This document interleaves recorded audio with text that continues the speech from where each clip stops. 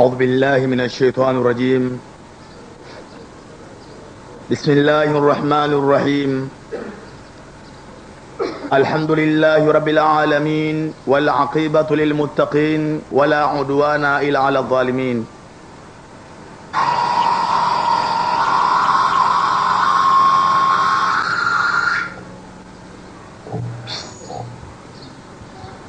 ربي اشرح لي صدري ويسر أمري وعلى العقدة من لساني وافقهوا قولي.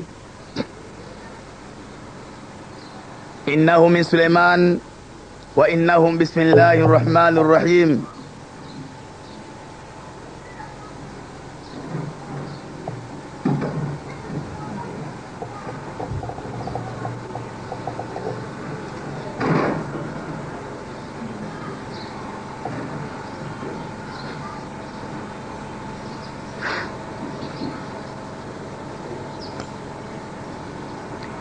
أشهد أن لا إله إلا الله الواحد القهار وأشهد أن محمد رسول الله والصلاة والسلام على سيدنا محمد وعلى آله وأصحابه وسلم. أما بعد. السلام عليكم ورحمة الله وبركاته. Kila sifa njema ni yake Mwenyezi Mungu Subhanahu wa Ta'ala. Yeye ndiye muumbaji wa mbingu na ardhi na vilivyomo, na ni yeye tu ndio ambaye ametujalia siku ya leo tumeweza kuamka tukiwa wazima, tunaona na pumzi zinaendelea.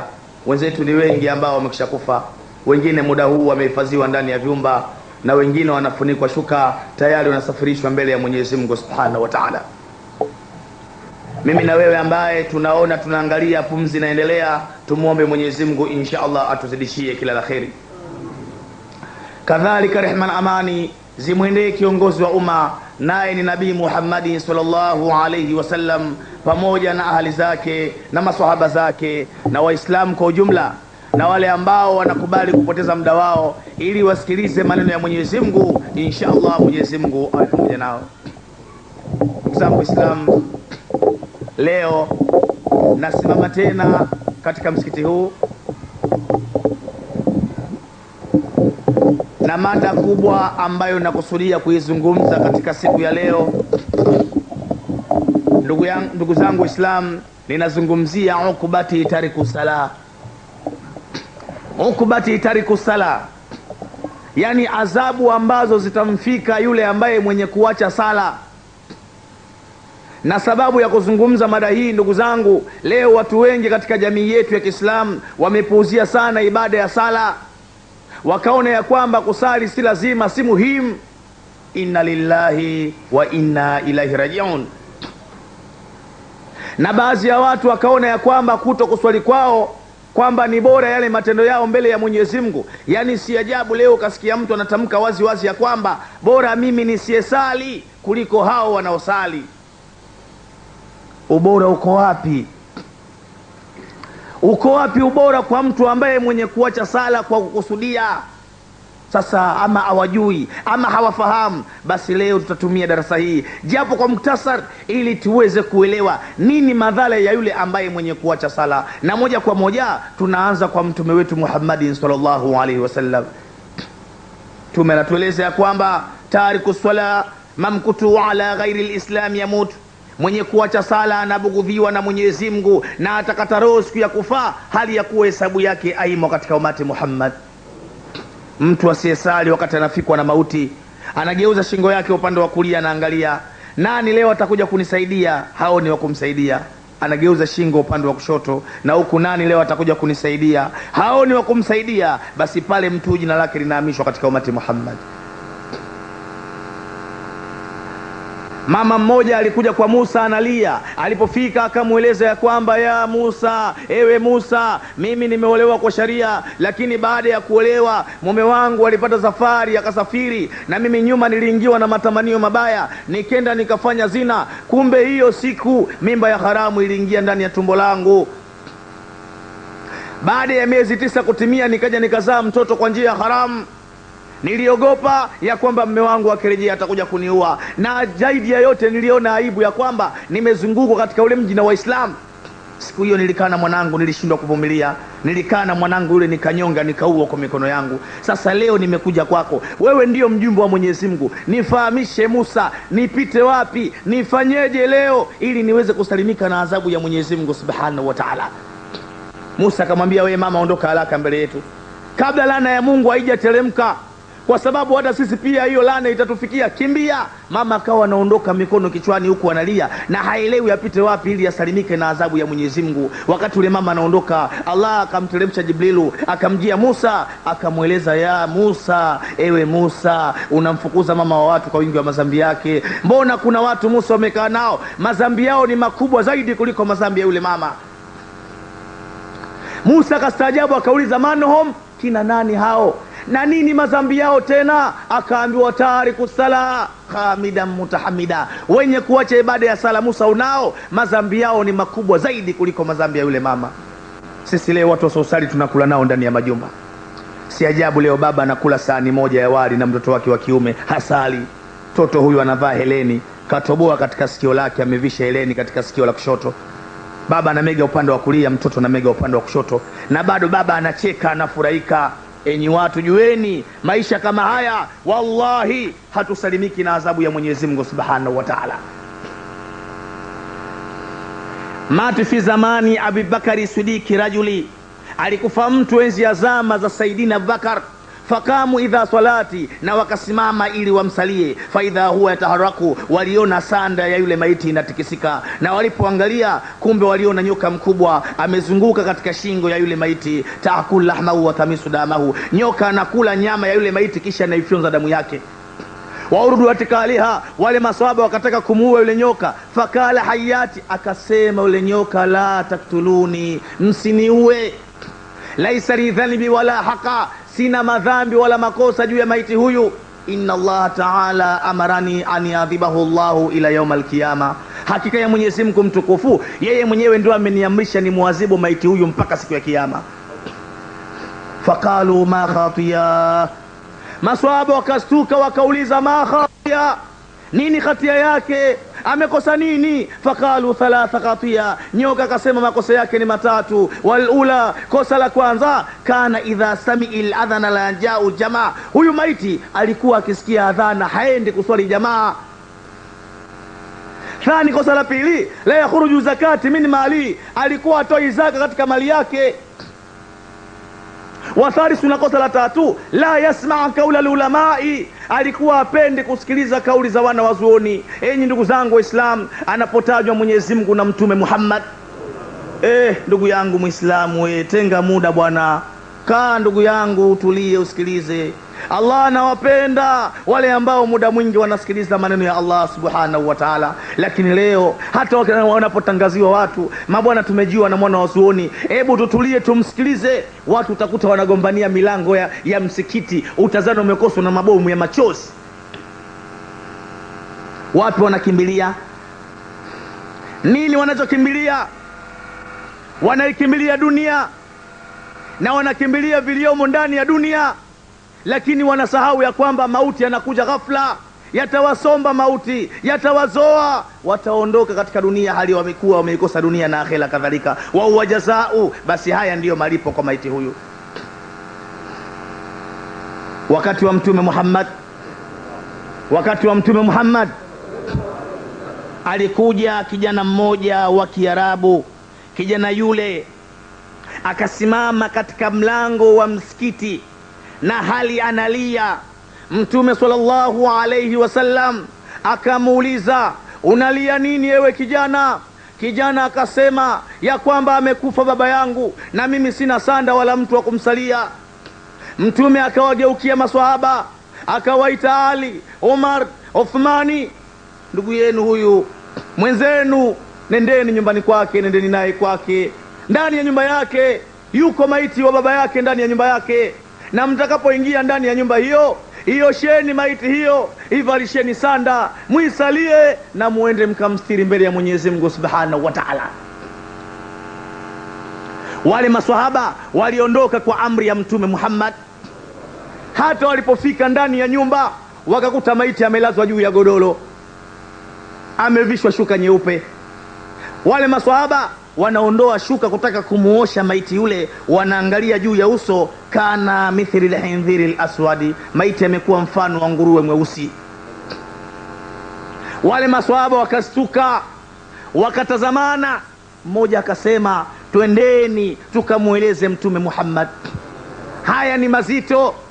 Na walipofika wakamueleza ya kwamba, ya Rasulullah, kana mithli al-hindhiri al-aswad, nabii wa Mwenyezi Mungu, yule maiti amebadilika na amekuwa ni mfano wa nguruwe mweusi. Mtume wetu Muhammadin sallallahu alaihi wasallam kwa miguu yake anaikanyaga ardhi ya Mwenyezi Mungu, kwa visigino vyake anaukanyaga mchanga, anakwenda kushuhudia ili aone maiti huyo. Anaingia ndani ya nyumba, kweli maiti amelazwa juu ya godoro, anafunua shuka nabii kwa vidole vyake, anatazama juu ya uso, kana mithli al-hindhiri al-aswadi, maiti amekuwa mfano wa nguruwe mweusi. Mtume akaona haya ni mazito, akanyanyua mikono yake kuomba dua. Allah akaisikia dua ile, kana suratil ula, maiti akarejeshwa katika sura yake ya mwanzo, akaoshwa, akavishwa sanda, akaswaliwa maiti yule, anatiwa ndani ya jeneza, anasafirishwa, anaelekezwa kaburini. Maiti anashushwa ndani ya kabri, kana mithli al-hindhiri al-aswadi, akawa tena mfano wa nguruwe mweusi. Baada ya maziko, Mtume wetu Muhammad akamwita yule kijana, akamuuliza, kijana, tafadhali tueleze, baba yako alikuwa na matendo gani mabaya hapa duniani, na kwa nini Allah anamuondoa leo katika dunia hii kwa udhalilifu mkubwa, anaondoka hali ya kuwa ni nguruwe? Nini baba yako ametenda katika dunia? Kijana akawa analia, na huku anasema ya kwamba kana tariku sala, alikuwa ni katika watu wenye kuacha sala. Enyi ndugu zangu Waislamu, sisi leo watu wasiosali ndio tunakula nao ndani ya majumba. Leo watu wasiosali tunashirikiana nao. Leo si ajabu ndani ya nyumba, swala la nabii, swala la nabii, swala la nabii. Leo si ajabu ndani ya nyumba, si ajabu ndani ya nyumba ukakuta baba ndo anasali, lakini waliobaki wote hawataki kusali, hawamjui Mwenyezi Mungu wala hawamjui Mtume Muhammad. Salati alfajiri, bwana mkubwa anatoka na kwenda kusali, anaamka alfajiri, anakoga, anatoka anakwenda kusali, na mke wake naye pia anatoka, yuko barazani anachoma vitumbua, amevaa upande wa kitenge, makwapa wazi, mgongo wazi, manywele yamesimama, utazani shetani. Bwana mkubwa anaruka mguu kwa mke wake, anapita na kwenda kusali, na akirudi aulizi, wewe mke wangu umesali? Hayamuhusu. Anamwambia, bwana, hebu tengeneza vitumbua vitatu niwahi kibaruani, leo nimechelewa sana. Na bwana huyu akishapata vitumbua vitatu, safari huku nyuma wamesali hawakusali, watakutana mbele ya Mungu siku ya kiyama. Wazee wangu, maisha kama haya hatusalimiki na adhabu ya Mwenyezi Mungu Subhanahu wa Ta'ala. Mtume Muhammad anatueleza ya kwamba idha taraka rajul faridha wahida, atakapoacha mja faradhi moja atakapoacha mja, yani kama imekupita hii Ijumaa ama imekupita alasiri ama magharibi, faradhi moja mutaammadan, kwa makusudi, kutibu ismu ala babun nar, linaandikwa jina lake mtu katika mlango wa moto wa jahannam. Fulani la badala lau dakhulun nar, huyu ni fulani, hapana shaka ni katika watu watakaoingia katika moto wa jahannam. Kipindi kimoja. Na Mtume akaendelea akasema ya kwamba fidia ya kila kipindi ni miaka 80,000 katika moto wa jahannam, kila kipindi. Leo watu wacha wapuuzie sala, lakini wasubiri mauti yakiwafika, watakwenda kujua nini umuhimu wa ibada ya sala. Inna lillahi wa inna ilaihi rajiun. Sala, wallahi ndugu zangu Waislamu, muda wangu hautaweza kutosheleza kuelezea madhara ya mtu asiyesali, lakini hebu kidogo twende kwa mtume wetu Muhammad. Mtume anatueleza ya kwamba man tahawana bi salati uqbahu Allahu ta'ala bi 15, mwenye kuacha sala Mwenyezi Mungu atamuadhibu adhabu 15. 6 minha fi dunya wa 3 inda al-mauti wa 3 fi kabri wa 3 inda al-khuruj min al-qabri. Na katika hizo adhabu 15, 6 ataadhibiwa hapa hapa duniani. 6 anaadhibiwa duniani. 3 wakati anakufa, mauti yanamchukua, dunia inamkimbia, basi kwa mtu asosali 3 anamfika pale. 3 mengine wakati yupo kaburini, amekwisha kufa, jamaa zake wamemkimbia, sasa amebaki yeye na kaburi, basi mtu asiyesali 3 anamfika pale. 3 mengine wakati anatolewa ndani ya kabri, anapelekwa mbele ya Mola wake kwenda kuhesabiwa, pia kuna 3 anamfika pale. Wazee wangu, bado jahanamu inamsubiri, bado. Hii ni adabu anapewa kwa ajili ya kupuuzia sala. Leo watu wanapuuzia sala wakati wanajua mauti yako mbele yao. Inna lillahi wa inna ilaihi rajiun. Fa amma 6 allati tasbihu fi dunya, ama adhabu 6 zitakazomfika hapa duniani. Falula, adhabu ya mwanzo, yanazaa Allahu albaraka min umurihi, Mwenyezi Mungu atamnyang'anya mtu huyu baraka yake yote katika umri wake. Wazee wangu, mtu asosali hana baraka hata kama atakuwa milionea. Maana sisi tunadhani mtu akiwa na mali ameshabarikiwa. Watu wengi wanadhani namna hiyo. Utakuta watu wamejazana kwenye kahawa wanazungumza, bwana yule jamaa ingii msikitini bwana, lakini mambo yake yanamnyokea bwana, alhamdulillah. Mtu unaweza ukawa na mali na hiyo mali ikawa inalana mbele ya Mwenyezi Mungu. Amjaona mtu anakuwa tajiri, lakini wallahi atoi mali yake katika njia ya Allah subhanahu wa ta'ala. Leo wangapi katika matajiri? Mtu Muislamu ana jina la Kiislamu, kazaliwa katika Uislamu, tajiri mkubwa, lakini yeye ndo anakuwa mdhamini mkuu ya Miss Tanzania, mashindano ya urembo. Mabinti wanakwenda na vichupi vitupu. Amana ya Allah iko wazi, yeye ndio mdhamini wa mashindano hayo. Lakini huyo hawezi kutoa hata mfuko mmoja wa simenti kwa ajili ya la ilaha illallah Muhammadur Rasul. Hii ni laana. Allah anakuwa ametia laana kwa mtu yule. Thani, adhabu ya pili, la yamsihu Allahu sima salihina min waji, Mwenyezi Mungu anafuta alama ya watu wema katika uso wake. Mtu asiosali, Allah anafuta alama ya watu wema. Ndio sura ya mtu ukiangalia unaweza ukalinganisha na lile jiwe la kunolea kisu. Wathalisu, adhabu ya 3, amala la ajira Allah subhanahu wa ta'ala, amali zake zote hazina malipo mbele ya Mwenyezi Mungu. Yani mtu asesali, aende hija, afunge Ramadhani, afunge 6, atoe sadaka, ajenge misikiti, mizali khasari bule. Na ajabu wazee wangu, tumejaa msikitini hapa. Ndani ya majumba yetu tuna wafungaji wazuri wa Ramadhani. Ramadhani imeondoka jana, tulikuwa na wafungaji wazuri, nyumba nzima watu wanafunga mashallah, lakini watu hawa hawasali. Adhana ya magharibi ndani ya mwezi wa Ramadhani inawaita watu, Allahu akbar, Allahu akbar, Mungu wenu mkubwa, Mungu ni mkubwa, hayya ala sala, njoeni msali. Wao ndio wanatumia adhana hiyo kukusanyika katika sahani ya iftari. Utasikia mabwana, muda wa adhana hiyo, lete uji, lete juisi, lete maji, lete uji bwana, fanya haraka, adhana hiyo, muda unaenda bwana. Wewe unatoka magharibi unakuta majitu yameshapiga iftari, yametawanyika, hayataki kusali. Watu kama hawa hawana malipo mbele ya Mwenyezi Mungu Subhanahu wa Ta'ala. Si maneno yangu, ni maneno ya Mtume Muhammadin sallallahu alaihi wasallam.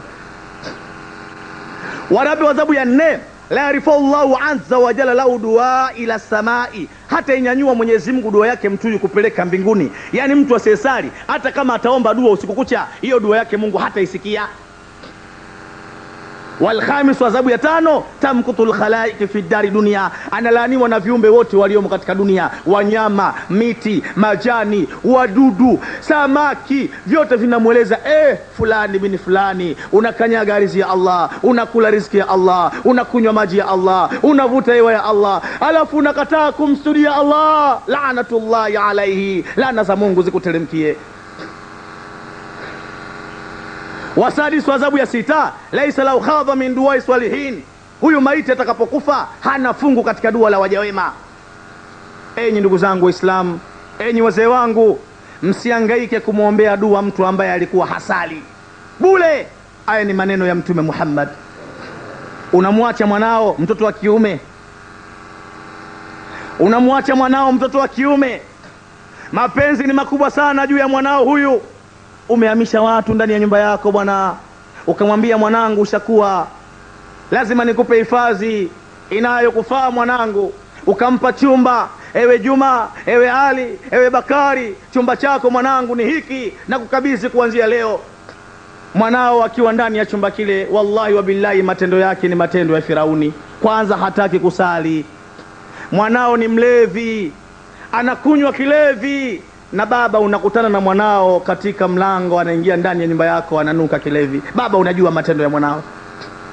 Mwanao baba ni mzinifu, mwanao baba ni mzinifu, na baba unayajua matendo ya mwanao, kwa sababu unatoka kusali salati alfajiri, unarejea nyumbani, wallahi unaingia ndani ya nyumba, chumbani kwa mtoto wako wa kiume, mlango unafunguliwa, binti wa watu unaona kabisa anatoka ndani ya chumba kile, anatoka Mele, Zuena, Hadija, Mariam. Baba unajua, kumbe mwanangu jana alikesha kwa kufanya zinaa, kumbe mwanangu kile chakula ambacho alikula akashiba, shibe ile ilimpa nguvu mwanangu jana, ile nguvu yote ndo kaitumia kwa ajili ya kuja kufanya zina. Tena mwanangu zina ameifanya ndani ya nyumba yangu nikiwa bado niko hai na shuhudia. Lakini baba wapi, mapenzi ni makubwa, hata waseme nini, hata watu wakija wakwambie bwana mbona mwanao anafanya ufisadi, bwana atakutia mitihani mbele ya Mola wako. Baba anatetea maovu ya mwanawe, anauliza wale watu, ina maana nyinyi mji mzima mmemwona huyu mwanangu mie tu, hao wengine je?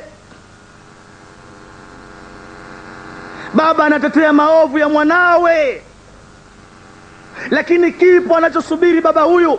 Anasubiri mauti amfike mwanawe. Mwanawe akishakufa, amelazwa juu ya godoro, sasa ameshageuka, amekuwa ni mauti. Baba kila akifunua shuka kutazama maiti ya mwanawe, eti ndio juhudi zinaanzia pale za kumnusuru mwanawe. Baba sasa anahangaika, macho yamemtoka, jasho linamwangukia. Baba anaingia madukani kukopa pesa, jamani nimeondokewa na mwanangu ghafla, sasa nikopesheni pesa. Hapa nakopa 50,000, hapa nakopa laki, hapa nakopa 100,000. Baba na 400,000, sasa anaagiza gunia 4 za mchele, ng'ombe mzima, mbuzi 2, mashe kutoka Pemba, Lamu, Mombasa. Eti sasa wanakuja kwa chini ya turubai pale barazani, wiki nzima wanakesha kusoma na kuomba, kumuombea maiti aende peponi. Mabwana Mtume anakataa, laisa lau khadha min du'a salihin, maiti kama huyu hana fungu katika dua la waja wema. Swala ala nabii, swala ala nabii. Haya ni maneno ya Mtume Muhammadin sallallahu alaihi wasallam, na ndivyo ilivyo, na ndivyo ilivyo. Haya ni sita ambaye anamfika hapa duniani.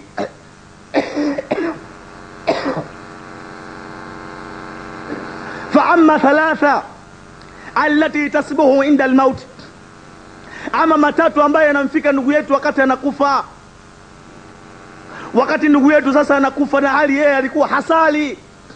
Falula, adhabu ya mwanzo, annahu yamutu dhalilu, anakufa akiwa dhalili. Mtu asiyesali anakufa akiwa mnyonge, akiwa dhalili. Kwa nini basi anakufa akiwa dhalili? Enyi watu jueni, kwenye kifo kuna kitu kinaitwa sakaratil mauti. Watu wengi hawajui nini sakaratil mauti. Watu wengi wanadhani ya kwamba mtu akifa amekufa. Watu wanafikiria hivyo, na kwa ujinga huu ndio leo utasikia mtu anatamka waziwazi, shida gani hii bwana, bora nife nikapumzike bwana, bora nife bwana nikastarehe bwana, nipumzike bwana. Inna lillahi wa inna ilaihi rajiun.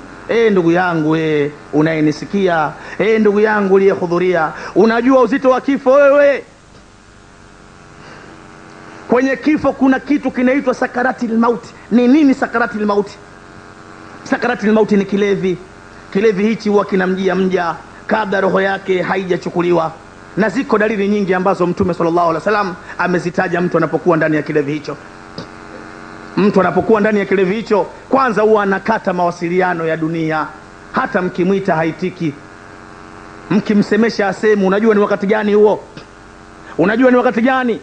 Ni wakati ambao ndugu na jamaa wako ndani ya chumba, wengine wamejaa juu ya godoro, wengine wamejaa juu ya viti, wengine wamekuja kukaa juu ya kitanda cha mgonjwa, mwingine ameshika kwenye kifua, mwingine anashika kwenye miguu, na mwingine anatengeneza shuka, anasogeza shuka juu ya kifua. Watu wamejaa, wamejiinamia watu ndani ya chumba kile, na wengine machozi yanamiminika, kina mama wanalia. Wakati huo anayetoka ndani ya chumba hicho, ukimsimamisha ukamwambia bwana hebu nipe hali ya mgonjwa, anakuambia bwana niache kama nilivyo, tunasubiri nusura ya Mwenyezi Mungu Subhanahu wa Ta'ala. Hali ni mbaya. Sasa wakati ule kumbe mwenzenu Allah anakuwa ameshamzamisha ndani ya sakaratil mauti. Sasa ukishaingia ndani ya sakaratil mauti, jambo la mwanzo huwa unakata mawasiliano ya dunia. Hata ukiitwa uitiki, ukisemeshwa usemi. Na hakuna jambo zito kwa mwanadamu kama kuondokewa. Hakuna mwanadamu ambaye anaweza kuhimili kuondokewa. Ukitaka ubaya, hebu nenda kwa watu ambao wenye kuuguza ndugu yao, kipenzi chao, kisha nenda kawasalimie, na baada ya salamu waambie, mabwana msipate shida, ndugu yenu huyu muda wake umemalizika, dalili zote za kifo zimeshafikia kwake. Wallahi utaonekana mbaya katika mji, kila utakapopita utaonyeshwa kidole kwa ubaya, kwa sababu mwanadamu nafsi yake haikubali kuondokewa, hasa na yule mtu wake wa karibu. Juhudi huwa zinafanyika bwana, juhudi huwa zinafanyika. Na wakati mwingine ndugu na jamaa wako juu ya godoro, mmoja anatoa fikira zake, anasema jamani, pamoja na dawa ambazo ndugu zetu anaendelea kutumia, lakini dawa pekee hazitoshi. Huyu jamaa hajatia kitu kinywani leo na siku ya 3. Sasa mimi nadhani juhudi ifanyike, lau aweze kupata chochote aongezee ndani ya kiwiliwili. Huenda hiyo riziki ambayo itaingia na hizi dawa ambazo ametumia zinaweza zikamsaidia akapata nafuu.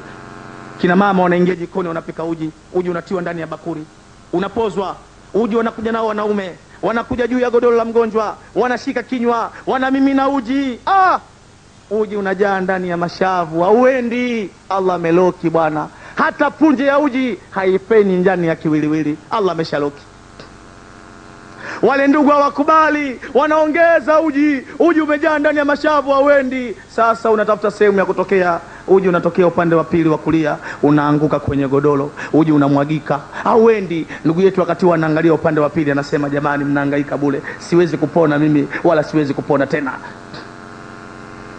Jambo la pili aliyomo ndani ya sakaratil mauti ni kwamba huwa anazungumza na wajumbe wa Mwenyezi Mungu Subhanahu wa Ta'ala. Kuna malaika anazungumza nao, japo nyinyi hamuwaoni, lakini yeye anawaona. Wale malaika wanakuwa wamemzunguka, mmoja miguuni, mwingine kichwani, mwingine kuliani, mwingine kushotoni, wote wanazungumza. Na wa kwanza anamueleza, fulani bin fulani, mimi nimetembea mashariki na magharibi kutafuta chakula wewe, lau kama tone sikupata. Hakuna. Leo huli tena mpaka unakwenda mbele ya Mola wako. Na watatu na wanne kisha wanatoweka. Jambo la tatu aliyomo ndani ya sakaratil mauti ni kwamba huwa anaonyeshwa matendo yake yote yaliyotenda katika dunia. Mifano iko wazi wazee wangu. Katika televisheni kuna kipindi kinaitwa Matukio ya Wiki. Ndani ya kipindi hicho wewe anaonyeshwa mbalimbali yaliyotokea katika wiki iliyopita. Basi ndugu zangu, ile ni mifano. Siku yako ikifika, Allah anatuma malaika, wanakuja na kitu mfano wa skrini wa television, alafu hiyo television inakuonyesha yote uliyotenda katika dunia. Kama ulikuwa ni mzinifu, vile unaingia gesti, wewe ulikuwa jabari bwana, unazini wake za watu, ulikuwa jabari wewe bwana, unazulumu watu, ulikuwa jabari bwana, unaua watu. Basi yale ambayo uliyotenda Allah ameyakusanya, Allah atakujulisha siku si nyingine ila ni siku ya sakaratil mauti, kwamba fulani bin fulani, yaangalie haya ndio uliotanguliza akhera, na ndio Allah anakutanisha nao siku ya leo. Jambo la 4 aliyomo ndani ya sakaratul mauti, anaonyeshwa kule ambako anakwenda kufikia. Ndio unakwenda unalikuta kaburi unalikuta kaburi limekuwa tanuri katika matanuri ya moto mkali wa Jahannam, na ndani ya hilo kaburi unakuta kuna nge, kuna nyoka, kuna kila aina ya shari. Unaitwa fulani bin fulani, fulani bin fulani. Angalia vizuri, kagua bwana, ile ndio akhera. Allah ndio amekuandalia sehemu utakwenda kuishi kule. Sasa kwa mtu azosali, annahu yamutu dhalilu, anakufa akiwa dhalili sana. Thani, adhabu ya pili, annahu yamutu jaia, anakufa akiwa na njaa kali, atakuwa na njaa ambayo haina mfano. Wa thalith, adhabu ya tatu, annahu yamutu atushan, anakufa akiwa na kiu kali. Mtume anaielezea kiu, anasema wala usaki ya mayau bahari dunia mara wa amani atushu, lau angepewa mito yote ya dunia yule maiti anywe amalize kiu yake, Mtume anasema kiu yake singeweza kumalizika. Haya ni matatu ambayo anayapata wakati anakufa. Fa amma thalatha allati tasbuhu fi kabri, Ama matatu ambayo yanamfika ndugu yetu akiwa yumo ndani ya kabri, amekwisha kufa, sasa yumo ndani ya kabri. Falula, adhabu ya mwanzo, yusikullahu alayhi fi kabrihi, Mwenyezi Mungu atambana yule maiti katika kabri yake. Wa yasiri, atamkamua, hatta tuqtilifu dhalaihi, mpaka mbavu zake zitatofautiana, yani zinaachana, mbavu ya kulia inakuja kushoto na ya kushoto inarudi kulia. Thani, adhabu ya pili, ya wakada alayhi nar, patawashwa ndani ya kabri yake moto. Nkalaba lailihi jumla al-laila wan nahar, na maiti yule talazimishwa kugalagala katika moto ule usiku na mchana mpaka siku ya kiyama. Na katika riwaya nyingine Allah atanadi kuwaambia malaika katika moto wa jahannam, enyi malaika, leo mja wangu fulani ibn fulani ndio siku yake ya mwanzo anaanza katika maisha ya akhera, nendeni katika kaburi yake mkaiwashe moto kaburi hiyo mpaka igeuke iwe tanuri katika matanuri mkali ya moto mkali wa jahannam. Na atakapofika mja wangu mumpokee, na kisha mumuamrishe na mueleze ya kwamba amri hiyo imetoka kwangu, ya kwamba agalegale katika moto huo mpaka siku ya kiyama. Wathari, adhabu ya tatu, yusuritu alayhi thuban, atapelekewa ule mtu nyoka, yusma shaja al-aqra, nyoka huyu jina lake anaitwa shaja al-aqra, ainahu minan nari, macho yake ni ya moto, wa dhafari min hadidi, kucha zake ni za chuma, tula kulli yaumi tula kulli yaumi masiratu yaumi, yani kila urefu wa kucha yake moja ni mwendo wa siku nzima. Wa sautihi mithli radil kaswifi, sauti yake unyoka ni mfano wa radi kali. Fayakulu lahu, nyoka anakuwa anasema nini? Anasema ana shaja al-aqra, nyoka anakuja ndani ya kabri yako, anakukuta umekaa peke yako, hakuna baba, hakuna mama, hakuna ndugu siku hiyo, ndugu yangu, wakati ni mgumu sana. Sasa nyoka anakueleza nini? Anasema ana shaja al-aqra, mimi ni nyoka bwana, naitwa shaja al-aqra. Amarani Allahu an yadhribuka la tadhihi min salati subuhi, Mola wangu ameniamrisha ni kuadhibu kwa ajili ya kuipuuzia na kuiacha salati alfajiri, na hivyo nitakuadhibu kuanzia alfajiri mpaka inaingia dhuhuri, na nitakuadhibu tena hii adhuhuri mpaka inaingia alasiri, alasiri mpaka magharibi, magharibi mpaka isha. Wakarama dharubuhu dharabata, akisha kugonga huyo nyoka kwa hiyo sumu yake, yaghudhu fil ardhi, utazama katika ardhi, utakwenda chini ardhi 60 zira, kwenda chini zira 60.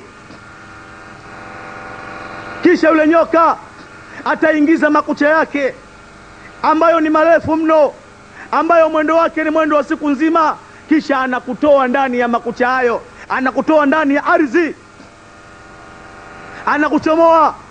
Na baada ya kukuchomoa, fala ya baraha illa yawm alqiyama, hata acha kukugonga nyoka huyo mpaka katika siku nzito ya kiyama. Swala la nabii, swala la nabii. Enyi ndugu zangu Waislamu, enyi ndugu zangu Waislamu, wakati haya tunazungumza, kuna wenzetu ambao muda kama huu tayari yanawafika wakiwa mbele ya Mwenyezi Mungu Subhanahu wa Ta'ala.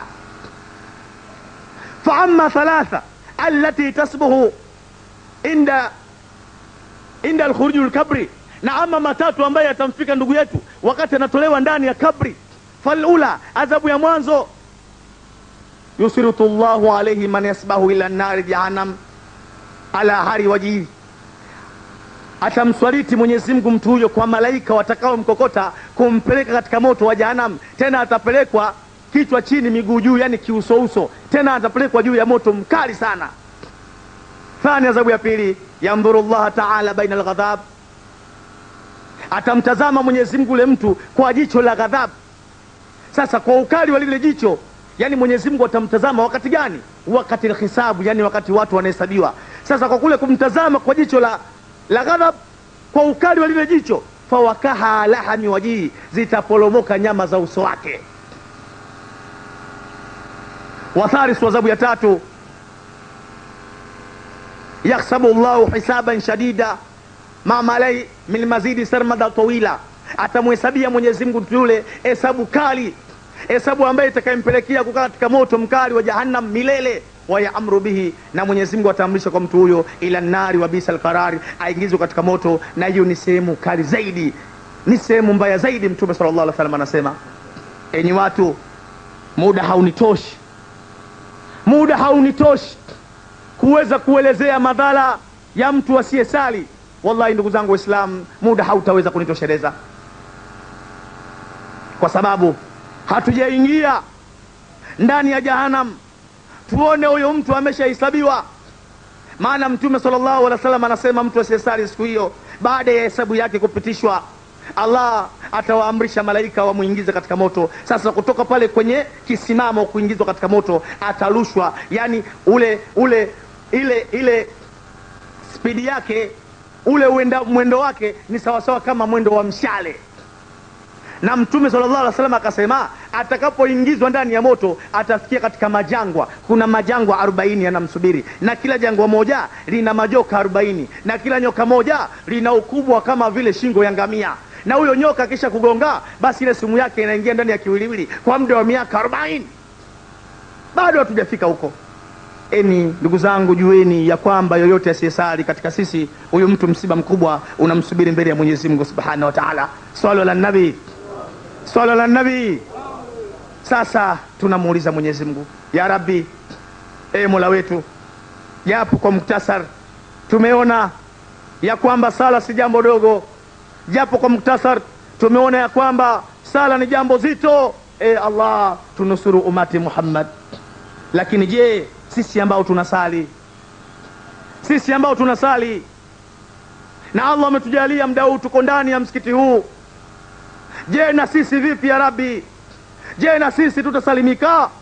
Allah anaturudisha ndani ya Qur'an. Allah anasema fawailul lilmusallin, adhabu kali itawafikia hao wanaosali. Adhabu kali itawafikia hao wanaosali. Kwa nini tena Allah iwafikia adhabu kali hao ambao wanasali? Vipi? Allah anaendelea kujibu swali hilo, alladhina hum an salatihim saun. Kwanza wale ambao wanasali sala zao kwa kuzipuuza, kwa kuziona zile sala kwao si muhimu, wanasali vile wao wanataka na sio Mola wao wanataka. Hao wajibashiria adhabu kali, wajiandae kuingia katika moto wa Jahannam. Yani mtu anasali Ijumaa hadi Ijumaa, wako watu, kuna mtu muoni tena hapa mpaka Ijumaa ijayo. Na kuna watu wanasali Ramadhani ile Ramadhani, ile kindu limeshamaliza mkataba wake, haliko tena leo. Na kuna watu ambao wanasali kwa kuchagua, kuna wengine Idi hadi Idi. Na kuna wengine wanasali kwa kuchagua, kuna mtu yuko hapa asubuhi hajasali, na kuna mwingine hana uhakika kusali vipindi vilivyobakia mpaka jioni. Mwingine atasali ikifika insha amechoka mguu juu, akiulizwa mbona vipi bwana usali leo, anasema nimechoka kweli kweli, naona Mungu mwenyewe atanisamehe. Sasa yoyote mwenye kurumu na sala kama hii aelewe ya kwamba sala hana, na ajiandae kuingia katika moto mkali wa Jahannam. Alladhina hum yuraun, na wale ambao wanasali ili waonekane. Yani mtu anasali kujionyesha mbele za watu. Yani kusali kuonekana ni vipi? Mtu anasali kisha ana maovu mengi, ile sala anatumia kama kivuli cha kufichia maovu yake. Huku msalina mzuri na huku mzinifu mzuri, akipita mtaa wa watu mara mbili tu wake za watu hawana salama. Na wako watu kama hao, utakuta mtu sigida kubwa inamelemeta kama kitumbua, alafu amevaa kilemba kana kwamba tairi ya tekta, lakini akipita mtaa wa watu mara moja mara mbili wake za watu hawana salama. Yani huku wanasali huku wanazini wake za watu. Na kuna mwingine huku wanasali huku ni mnafiki, kazi yake kuzungumza mambo ya watu, mambo yasiye muhusu. Na wako watu namna hiyo bwana. Uislamu haupendezi kuzungumza mambo ya watu, angalia ya kwako bwana. Na kama unaona mtu labda anakosea, anakwenda nyendo ambazo hazifai, mwite mnasihi, ndugu yangu sivyo hivyo. Lakini sio ukae barazani ukaanza kuzungumza yule anafanya hivi yule hivi, sivyo. Ni dalili mbaya, ni dalili ya kuharibikiwa. Na mwingine huku anasali huku ni mchawi, usiku anageuka paka mkubwa, na alfajiri yuko mbele hapa na joho yake ukipima inafikia kilo 7. Na kuna mwingine huko anasali huku ni mpiga ramli, utasikia naona hapa ungechelewa kidogo ungekusahau. Na baadhi ya watu wanaitetea, utasikia hii kama X-ray kule Muhimbili ndio sawa sawa na hii. Si kweli bwana, si kweli. Na kuna mwingine huko anasali kiunoni ana bonge la ilizi kaweka hapa kama Vodacom. Sasa yoyote ambaye anasali kisha ana mambo kama haya ambaye nimeeleza, mfano wake ni mfano wa mtu mwenye kinywaji kizuri, ama juice au soda tena soda nzuri, labda Mirinda ama Fanta, ambayo ni ya baridi, ambayo imekolea sukari, ni nzuri, inavutia, akaitia ndani ya glasi. Kosa alilolifanya, akachukua na kipande cha mavi kidogo akaweka ndani ya juisi ile, itanywika? Unaweza ukampa juisi mtu ukamwambia shekhe, kasolo kidogo, mixa kidogo sana na nini, na kinyesi tuchapata hivi bwana, kidogo tu.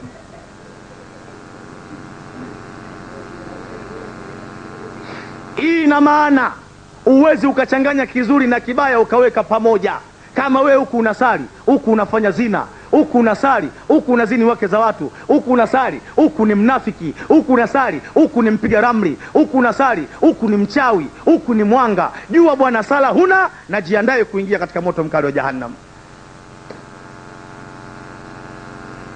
Wayamnauna almaun, na wale ambao Allah amewapa mali lakini wagumu kutoa mali hizo kukirimu waislamu wenzao. Nafsi mali, nafsi mali, mali nitaiacha nyuma yangu na mimi nitaondoka peke yangu, nitakwenda kaburini. Muislamu unatakiwa kikubwa ugawane na waislamu wenzio, na kidogo unyang'anyane na waislamu wenzio, na hayo ndiyo maisha ambayo waliishi maswahaba wakati wa Mtume Muhammad. Ajabu muislamu wa leo, muislamu wa leo ajabu. Mola wake amempa mali, amemruzuku mali bwana, naye uwezo anao. Katika iftari yake mwezi wa Ramadhani, sikwambii, kila design ya iftari iko pale. Kuna sahani 12 zimezunguka, kila design ya iftari. Kuna magimbi, mwogo wa nazi, maharage, njugu mawe, sijui viazi mbatata, mauji kila design. Kuna uji wa ukwaju, malimao, ndimu, majuisi yamejaa kwenye majagi humo, yanasubiri kushughulikiwa. Lakini wakati jamaa yetu huyo anakula hivyo, muislamu mwenziwe nyumba zao zinatazamana na wanasali pamoja, wallahi hana kitu, anakunywa uji au na chumvi wala sukari, naye anajua kwamba yule hana, anajua. Na pengine mkewe amemwambia kwamba bwana, hali ya jamaa yetu, hali ya jirani yetu mbaya, leo wanakunywa uji mtupu bwana. Mke wake amekuja kusikitika, wallahi akumbuke kumsaidia. Zaidi ya yote anamuita mkewe, anaita watoto wake, anajinasibu, anajivuna kwamba sikukwambieni. Ameisha tena yule, na bado mwanaume mzima linamshindwa hata fungu la muogo, anawafungisha watoto Ramadhani, alafu anaonyesha uji mtupu au na sukari. Si unaona sasa hivi mabega yanavyozidi kwenda juu kama kenchi, mbavu zinahesabika, na bado atama yule anamsimanga bana muislamu mwenziwe. Alafu ndugu yetu anasikia adhana, Allahu akbar, Allahu akbar, kavaa kanzu yake, kilemba chake, fimbo kubwa, anawahi msikitini, na akifika anakaa safu ya mwanzo karibu na imamu. Basi huyu naye pia sala hana, na ajiandae kuingia katika moto mkali wa jahannam. Enyi wazee wangu Waislamu, enyi mliohudhuria na ambao pia mnanisikia, ili sala zetu zikamilike, Allah anasema nini? Hebu sikiliza maneno ya Mwenyezi Mungu yaliyopita katika moyo wa Nabii Muhammad. Allah anasema, wa amuru ahlaka bisalati wastabiru alaiha la nas'aluka rizqa nahnu narzukuka wal aqibatu littaqwa.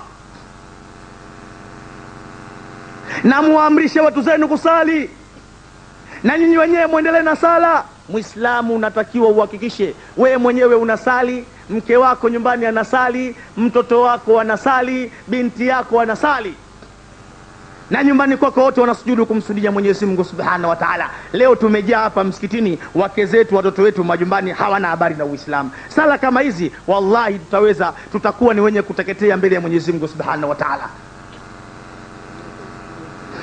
Mtume Muhammad anaeleza ya kwamba aliwaambia maswahaba ya kwamba mjihadhari na siku ya Kiyama, kwa sababu hiyo siku atakuja mwanamke.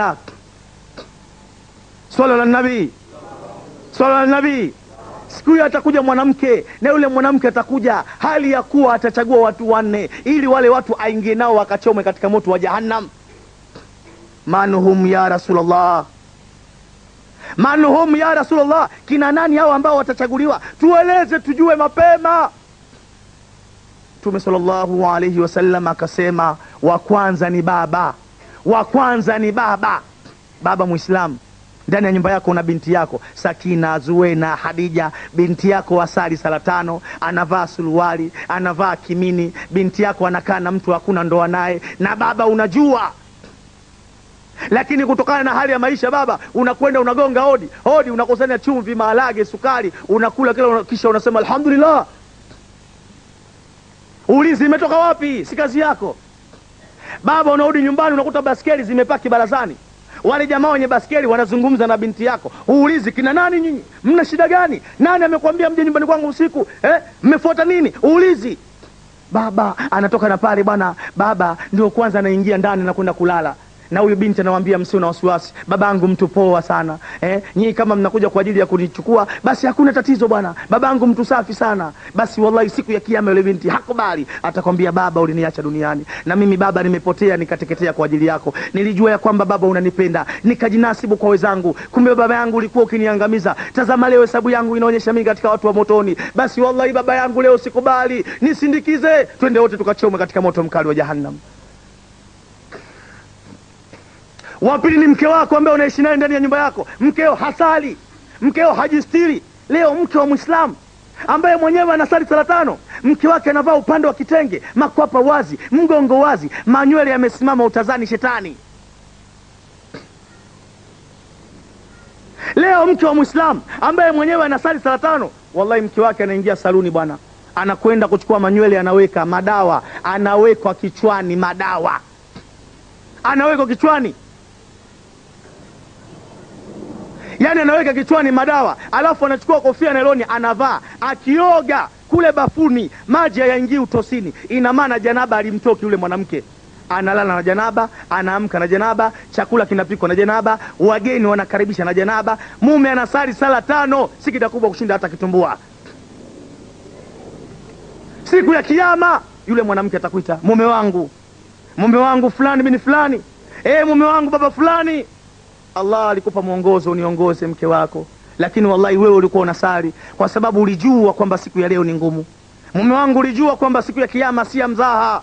Mwenzangu ulikuwa unaamka alfajiri unasali. Uliniacha mume wangu, uliniacha mimi nikawa napotea. Leo nimeharibikiwa mimi, leo naingizwa motoni. Wallahi sikubali mimi na wanangu tukateketezwa katika moto wa jahannam. Kwa hivyo leo nisindikize mume wangu, mimi na wewe tukachoma katika moto wa jahannam.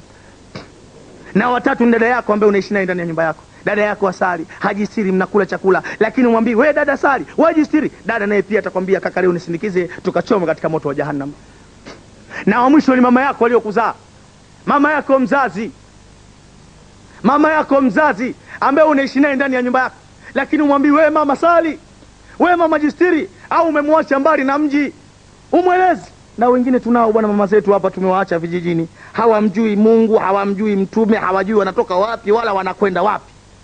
Mtu anafikia mahala mama yako mzazi anakuwa na matatizo, anakwenda kuomba kwenye kaburi, anakwenda kumweleza matatizo ya duniani maiti, eti kwa sababu ni babu yake au ni nani wake. Anaongea na maiti kama anampigia simu ya Vodacom, anamweleza matatizo ya huku nyumbani. Wakubwa nyie, we mzee Shomvi, huko ulikolala huku bwana matatizo hayaishi. Huyo Fatuma tena toka alivyoachika hajaposwa. Huyo mwenye kesi kila siku nenda rudi, sasa mjikunjue. Anaongea na maiti.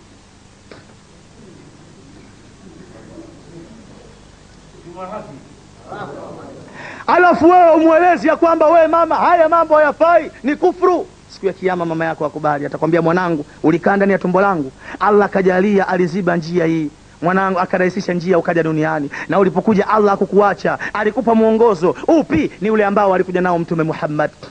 Ndani ya mwongozo Allah alisema arijalu kawamuna ala nisai, wanamume ndio wasimamizi, ndio wachunga wanawake.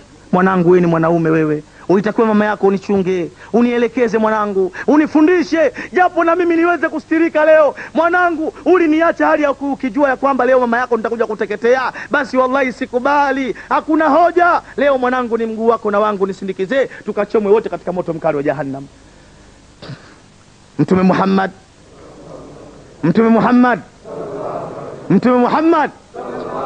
anaeleza ya kwamba kullukum ra'i wa kullukum mas'ulu ani renyati, kila mmoja ni mchunga na kila mmoja ataulizwa kwa alichokichunga. Haya maneno alipoyatamka Nabii Ibn Mas'ud akalia, kisha akamwendea Nabii Muhammad Akamuuliza, ya Rasulullah, unaeleza ya kwamba kila mmoja ni mchunga na kila mmoja ataulizwa kwa alichokichunga. Mimi nina kuku nyumbani kwangu ambao ninawachunga, hata kuku nao nitaulizwa. Mtume sallallahu alayhi wasallam akamweleza Ibn Masudi, hao kuku kama ukuwapa chakula, hukuwatengea maji ya kunywa, ukaacha wanagombana, ukaacha wanaumizana, wallahi Mola wako hata kuacha, bali atakuuliza siku ya kiyama, kwa nini wale kuku kuwatendea haki katika dunia? Ikiwa kuku mwanadamu ataulizwa, vipi mke na watoto wanaofanya mchezo ndani ya majumba yetu, tutakwenda mueleza nini Mwenyezi Mungu katika siku nzito ya kiyama? Jibrilu alitumwa na Allah, akaambiwa nenda kwa Nabii Muhammad, nenda na utakapofika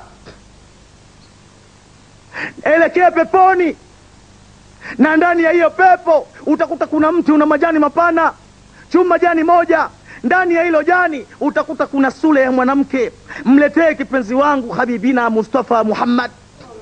Na utakapofika mueleze ya kwamba, ya Rasulullah, Allah anakubashiria kwamba angalia ndani ya jani hilo, hiyo ni sura ya mwanamke na ndio wanawake ambao Allah amekuandalia, ewe nabii, utakwenda kustarehe nao peponi katika siku ya kiyama. Jibrilu anaruka anaelekea kwa nabii, anageuza Jibrilu sasa kwa mbawa zake, anaelekea peponi. Naam, milango ya pepo iko wazi. Jibrilu anapenya sasa katika mmoja ya milango ya pepo, anaingia peponi Jibrilu. Naam, anakuta mti uko karibu na mlango wa pepo. Kwa mkono wake Jibrilu anachuma jani moja chini ya mti ule, analiangalia jani, sura ya mwanamke yenye kupendeza, yenye kuvutia inatokea ndani ya jani hilo. Jibrilu analuka, anakuja mbele ya Nabii Muhammad, anafika anamweleza, ya Rasulullah, Allah anakutolea salamu, angalia ndani ya jani hilo, hiyo ni sura ya mwanamke na ndio wanawake ambao Allah amekuandalia, utakwenda kustarehe nao peponi katika siku ya kiyama. Tume anakunjua jani lile, anaangalia ile sura, anacheka, anafurahika. Kwa nini? Anakuja kugundua baadaye ile ilikuwa ni sura ya mke wake Bi Aisha. Nabii anacheka, anafurahika, anajua neema ilioje bwana, kumbe peponi nitakuwa na wake zangu. Lakini pamoja na sifa hiyo, pamoja na neema hiyo, Allah hakumuacha nabii, bali alimpa ujumbe mzito ambao umo ndani ya Qur'ani, ili mtume awaeleze wake zake. Nini anaambiwa? Tunakuja sasa katika surati al-Ahzab, anaelezwa Nabii Muhammad, ya ayuha nabiyyu kulli azwajika in kuntunna turiduna alhayata ad-dunya wa zinataha fata'alaina umata'ankuna wa usarihikuna sarahan jamila. Ewe nabii, waambie wake zako, ikiwa nyinyi wanawake mnapenda zaidi maisha ya dunia na uzuri wake, njooni nikupeni kutoka nyumba na muachano mzuri. Ni bora ukae una mwanamke kulikoni ukae na wanawake ambao hawamjui Mwenyezi Mungu na wala hawamtaki Mtume Muhammad.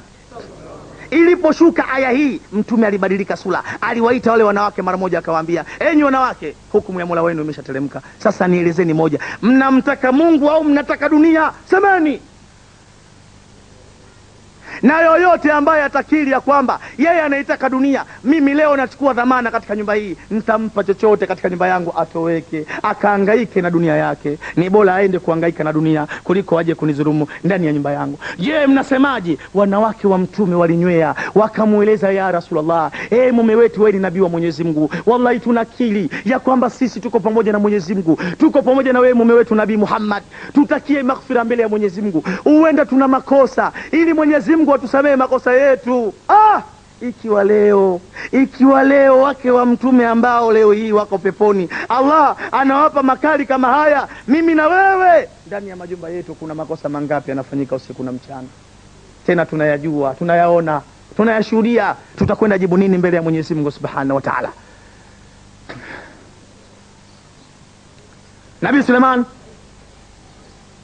Suleiman wakati anatoka anakwenda kuomba, wanakwenda kwenye jangwa kwenda kuomba, kwenda kumuomba Mwenyezi Mungu, na katika ule msafara Allah anaueleza ndani ya Qur'an,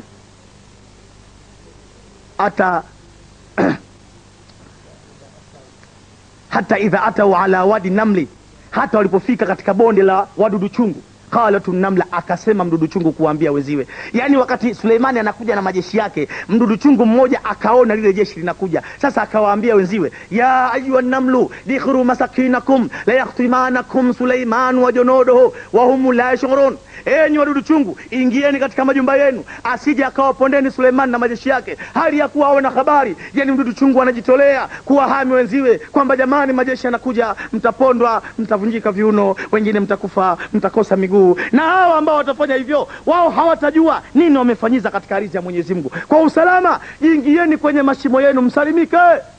Swalla ala nabii, swalla ala nabii. Ikiwa leo mdudu chungu anawahami wenziwe, mdudu chungu anawahami wenziwe, ina maana mimi na wewe tunashindwa kuwahami wake zetu na watoto wetu? Ina maana mdudu chungu amekuwa bora kuliko sisi umati Muhammad? Tutakwenda kujibu nini mbele ya Mwenyezi Mungu Subhanahu wa Ta'ala? Tutakwenda kujibu nini mbele ya Mwenyezi Mungu Subhanahu wa Ta'ala? Kwa hivyo wazee wangu, ama kwa hakika, wazee wangu, ama kwa hakika tujue ya kwamba sala ni jambo zito sana. Sala si jambo dogo, sala ni jambo zito, ni jambo zito sana ndugu zangu Waislamu. Sasa ni wajibu wetu, ni wajibu wetu ndugu zangu Waislamu. Lazima mtu uanzie nyumbani kwako. Muislamu unatakiwa uwe na kawaida, japo kila siku mara moja. Hutaweza, japo wiki mara moja. Hutaweza, basi japo mwezi mara moja. Kuwe kuna siku maalum, siku ya nasah.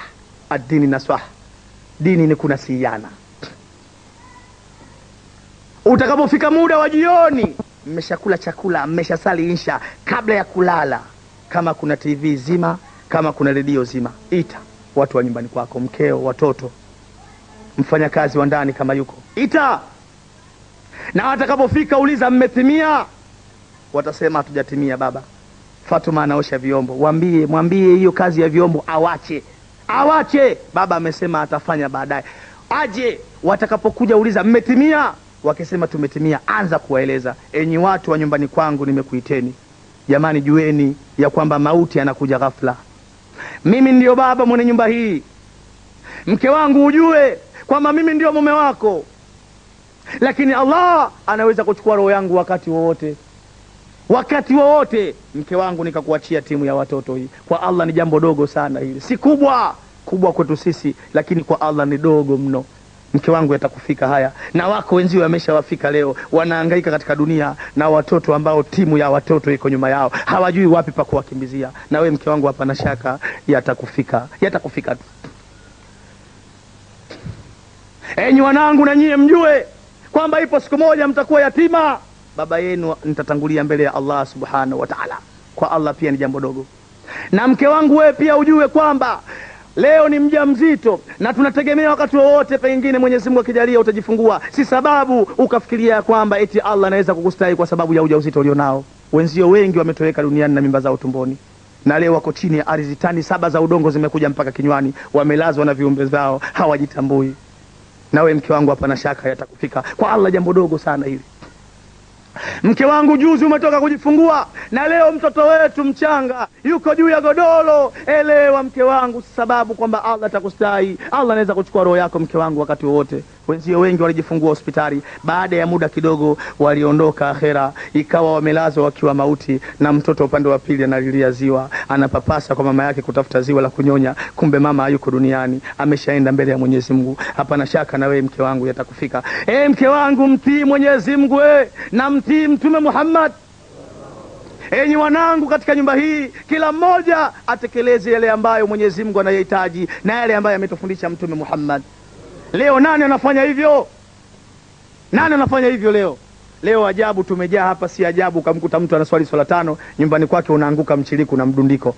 Wake za watu wanaziniwa, viuno vya wake za watu siku hiyo inakuwa kama vile ndio bakashishi. Viuno, walevi wamekamata viuno vya watu, zina maji ya kunywa. Alafu mtu bwana mkubwa anakuja hapa msikitini anamzukuru Mwenyezi Mungu, sijida kubwa sana.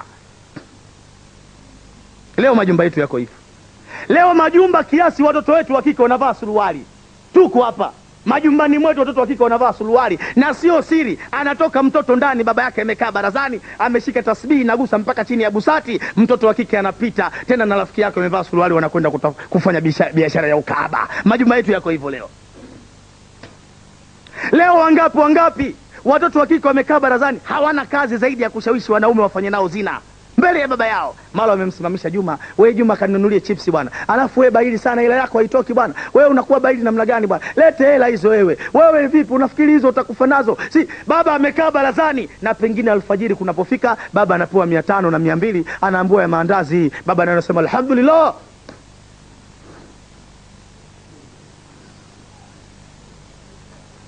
Ikiwa hali ndio hiyo, tutajibu nini sisi mbele ya Mwenyezi Mungu Subhanahu wa Ta'ala? Sasa kwa kweli majumba wazee wangu yameharibika, na kila siku tunazungumza.